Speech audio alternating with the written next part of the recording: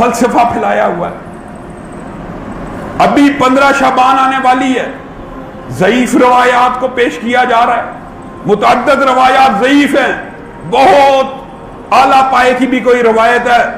उसके ऊपर भी मुहद्दिसीन का आपस में इख्तिलाफ मौजूद है। आप सिर्फ एक बात बतलाइए, क्या आपका मौलवी नबी करीम सल्लल्लाहु अलैहि वसल्लम से ज्यादा आपसे मुखलस है? पहली गुजारिश ये है कि हमारे नजदीक शब बरात की रात अल्लाह ताला का जिक्र करना, अल्लाह ताला की इबादत करना, नवाफिल वगैरह पढ़ना, रुजू इल्लाह करना, अल्लाह ताला की बारगाह में अपने गुनाहों से सच्चे दिल से तौबा करना, ये सारे मामूलात ना तो फर्ज है, ना हम इसे वाजिब समझते हैं और ना ही हम इसे सुन्नत मुअक्कदा कहते हैं। हम कहते हैं ये मामूलात मुस्तहब हैं। कोई बंदा अगर शब बरात की रात यानी 15 शाबानुल मुअज्जम की रात जागता है, अल्लाह ताला का जिक्र करता है, अल्लाह ताला की इबादत करता है, नवाफिल वगैरह पढ़ता है, तौबा करता है, तो उस आदमी को सवाब मिलेगा। और अगर कोई आदमी इस रात को ये मामूलात नहीं करता, नहीं जागता, नवाफिल वगैरह नहीं पढ़ता, अल्लाह ताला की इबादत इस रात को उठकर नहीं करता,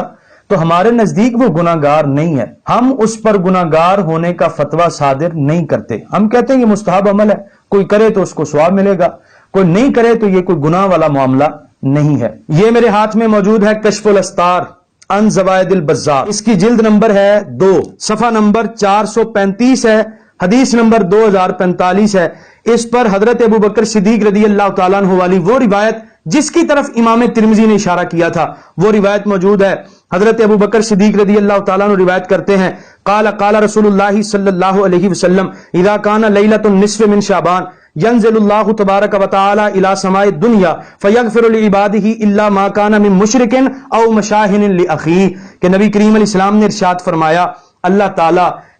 15 शाबान की रात को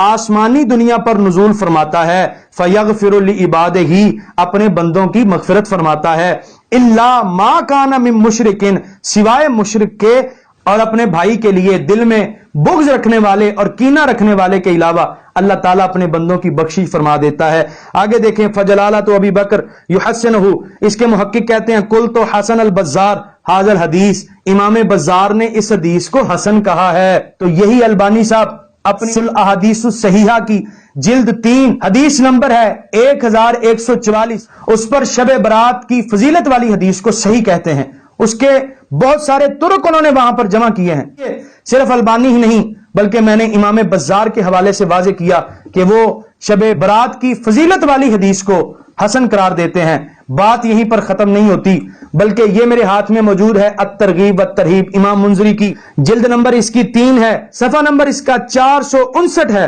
हदीस नंबर 18 है। हजरत अबू बकर सिद्दीक रज़ी अल्लाह तआला अन्हु वाली हदीस बयान करके वो कहते हैं बि इस्नादिन ला बअस बिही, ला बअस बिही, वो कहते हैं इसकी सनद में कोई हर्ज नहीं, इसकी सनद में कोई हर्ज नहीं। ये मैं तीसरा हवाला पेश करता हूं आपके सामने, सही इब्ने हिब्बान की ये जिल्द नंबर है 12, सफा नंबर है 481, हदीस नंबर है 5665 के हजरत मुआज बिन जबल रज़ी अल्लाह तआला अन्हु कहते हैं नबी सल्लल्लाहु अलैहि वसल्लम काल यत्तलिउल्लाहु इला खल्किही फी लैलतिन निस्फ़ मिन शाबान फयगफिरु लिजमीइ खल्किही इल्ला लिमुशरिकिन औ मुशाहिनिन। उसी तरह का मतन है कि नबी करीम अलैहि सल्लतु वस्सलाम ने इरशाद फरमाया अल्लाह ताला 15 शाबानुल मुअज्जम की रात को